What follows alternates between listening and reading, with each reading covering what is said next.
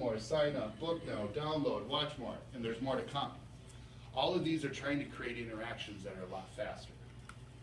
So when we start to see these little click to actions all on mobile, and this is where Facebook is going because we know this is where the market is heading, we can see, here's a brand new song, listen now.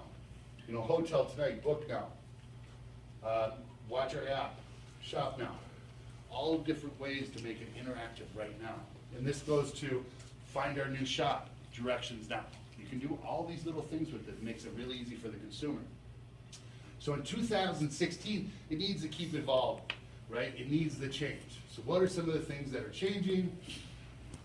First, let's take a look at advertising. In June of 2013, they announced it had 1 million advertisers.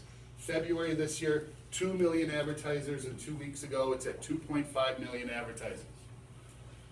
Advertising growth is clearly accelerating.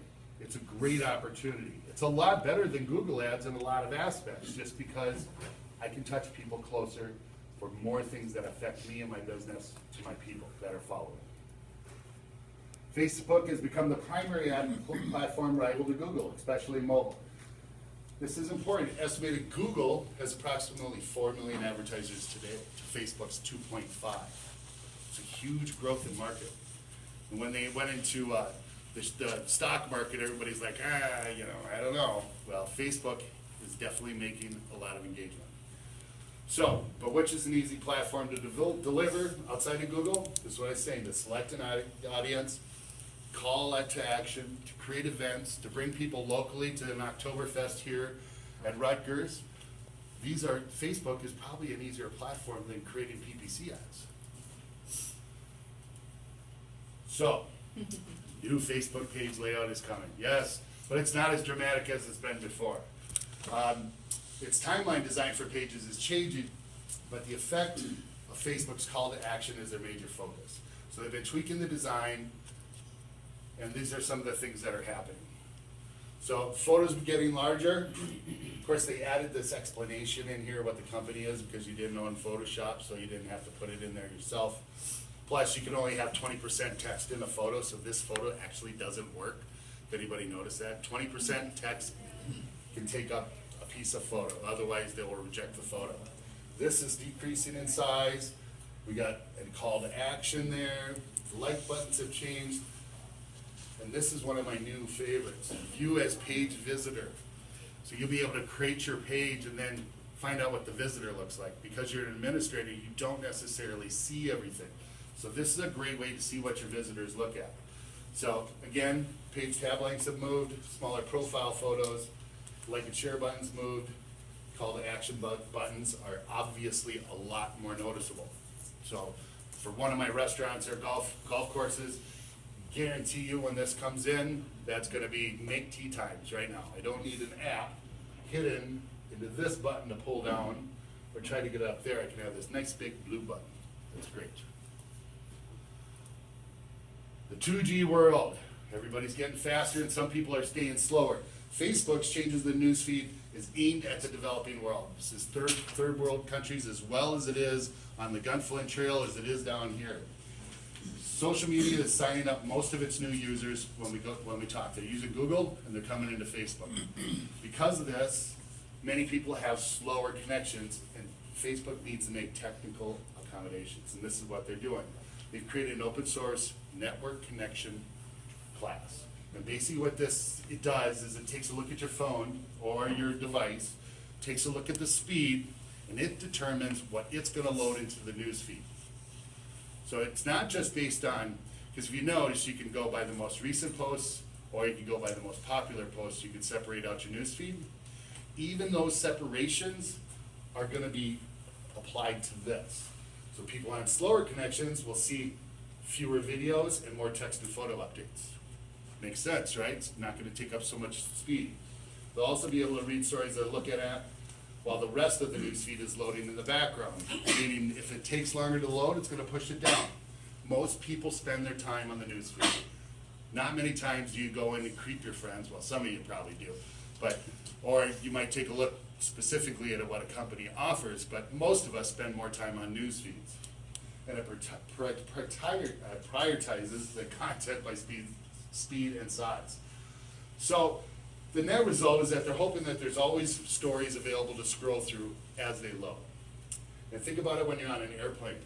Even when you don't have Wi-Fi, you're gonna have content on there, because the slower content is gonna load while you're at an airport, because it recognizes your geo position that you're at an airport.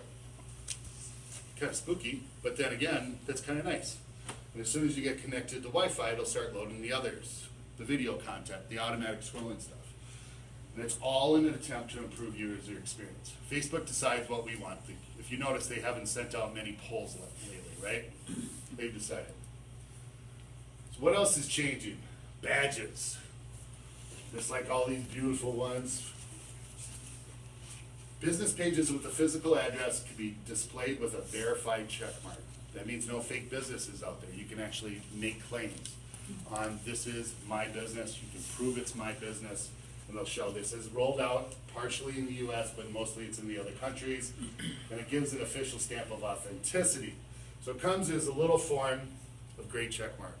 This is especially important in mobile, okay, because a lot of us don't do a lot of mobile advertising versus regular advertising, let alone on the SEO end.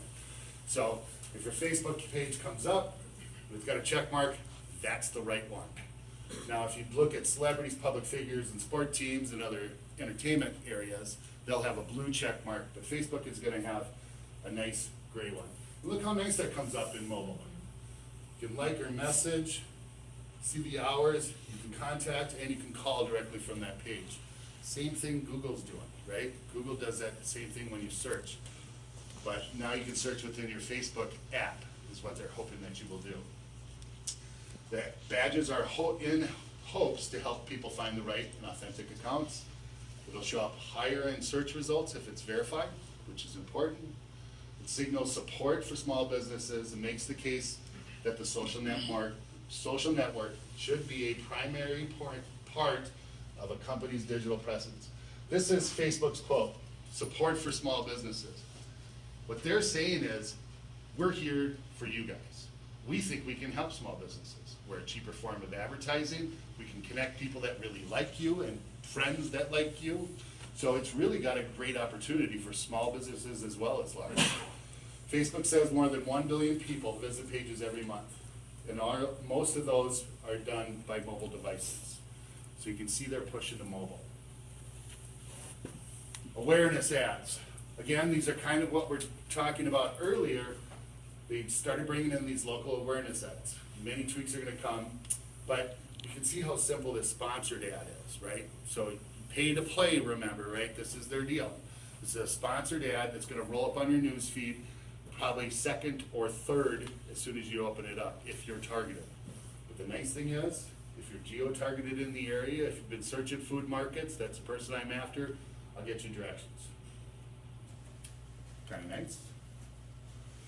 Main points that they said they built these was encourage people to shop in store versus buying things online, increase local brand awareness, help meet sales targets, tell people about new store locations and grand openings, events, what's happening now, rallying local communities, and local promotions. Local, local, local, small business. It says it all over the place, right?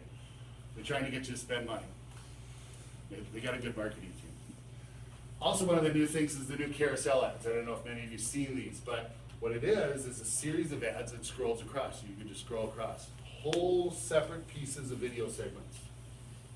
So imagine if I had Grandview as a carousel ad, I could have a general, spa, golf, dining, swimming, something, but I could really put a real, robust video display out there for somebody. And it's only costing me one chunk because it's only one chunk of an ad on a sponsored ad. It's not a whole bunch of different pieces. You get to view what you want. What's really great, as soon as you click on it, I can find out that you like that video and I can target you even more. Kind of scary, but it's pretty cool.